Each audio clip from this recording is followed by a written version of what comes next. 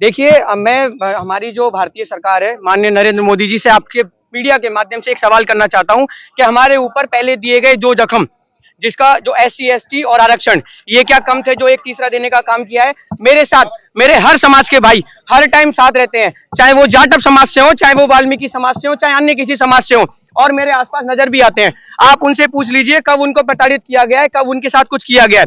यदि इस तरह का कानून लाकर हमारे प्रदेश के मुखिया मुख्यमंत्री जी कहते हैं कि एक रहोगे और तो नेक रहोगे, बटोगे तो कटोगे, और बांटने का काम माननीय नरेंद्र मोदी जी ने किया है, क्या उनकी पार्टी में आपस में ही उनकी बातचीत अच्छी नहीं है? क्या उन्होंने आपस में कोऑर्डिनेशन नहीं किया है कि इस तरह का कानून हमें लागू करना चाहिए कि नहीं करना चाहिए? जो सर्व हिंदू समाज को बांटने का काम कर रहा है, मैं यहाँ सिर्फ सर्वण समाज की बात नहीं करूंगा, मैं यहाँ सर्व समाज की बात करूंगा। हमारे ऐसे वाल्मीकि और जाटव भाई भी इसका खुलकर विरोध कर रहे हैं, जो हमारे भाईचारे को खराब करता है, जो हमारे प्रेम को खराब करता है, और मैं भी पुरजोर विरोध करूंगा, चाहे वो माध्यम कोई भी हो, कैसा भी हो, हमें आंदोलन करना पड़े या जो भी करना पड़े। हम माननीय नरेंद्र मोदी जी से भी कहना चाहते हैं कि इस तरह के कानूनों को पारित करने से पहले अपने पार्टी के सर्व समाज के लोगों से बातचीत की जाए, उनसे पहले सलाह मशवरा लिया जाए, तब इस तरह के कानूनों को पारित किया जाए। और ये भी ध्यान रखा जाए कि यदि आपने यदि इतना कर ही दिया है तो हमारे वोट देने का अधिकार भी हमसे छीन लीजिए, हम आपको वोट भी नहीं देंगे आवाज के बाद, अगर इस तरह के कानून आप पारित करते रहेंगे तो। मैं आपको सभी को बताना चाहता हूं कि मेरे साथ जो जब सर्व समाज के भाई रहते हैं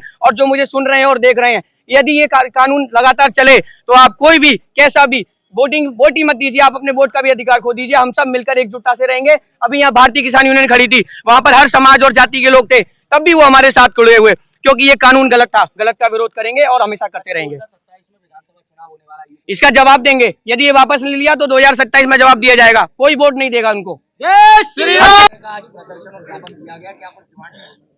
देखिए, केंद्र सरकार के द्वारा यूनिवर्सिटी ग्रांट कमीशन के नाम से एक बिल तैयार किया जा रहा है, जिसमें साफ साफ दिख रहा है कि सवर्ण समाज के छात्रों के साथ सरकार खिलवाड़ कर रही है, उनके भविष्य के साथ खिलवाड़ कर रही है।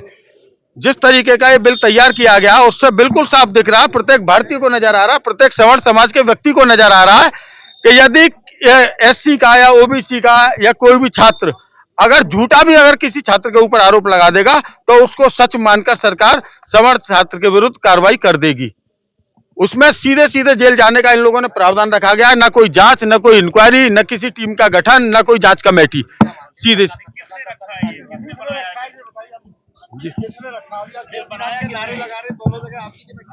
जी।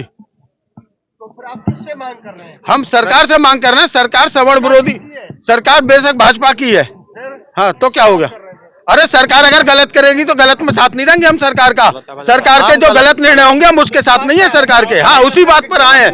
और इसीलिए सरकार चाहे किसी की भी हो, हम हमेशा गलत का विरोध करनी सेना ने किया है और आगे भी करते रहेंगे। आज भी हम गलत का विरोध करने आए, हमें सरकार किसी के भी होने से फर्क नहीं पड़ता, हमें सही और गलत से फर्क पड़ता है। जो गलत है वो गलत है, सरकार चाहे वो भाजपा की हो या कांग्रेस की हो या अन्य किसी दल की हो, हमें उससे कोई फर्क नहीं पड़ता। हमारे छात्रों के साथ, सवर्ण समाज के छात्रों के साथ गलत हो रहा है, हम यहाँ उसका विरोध करने आए। उसके विरोध में अगर हमें सड़कों पर उतरकर उग्र आंदोलन करना पड़ा तो हम वो भी करेंगे। सरकार के विरोध में जो भी कदम हम उठा सकते हैं। चुना है तो इसका मतलब ये थोड़ी है कि हम सरकार के गलत निर्णयों को बर्दाश्त करेंगे। हम सरकार को हमने चुना, ठीक है, चुना है हमने, लेकिन इसका मतलब ये नहीं है कि सरकार की तानाशाही भी हम लोग बर्दाश्त करेंगे। सड़कों पर उतरकर उग्र आंदोलन करेंगे। किसी भी सूरत में इस बिल को लागू नहीं होने दिया जाएगा, चाहे हमें दूसरा शाहीन बाग बनाना पड़ जाए। ये ज्ञापन जो है करणी सेना द्वारा दिया जा रहा है इनके ठाकुर ज्ञानंद सिंह चौहान की तरफ से। महामहिम राष्ट्रपति महोदय को संबोधित है और CUG कानून के संबंध में है, उनके विरोध के संबंध में।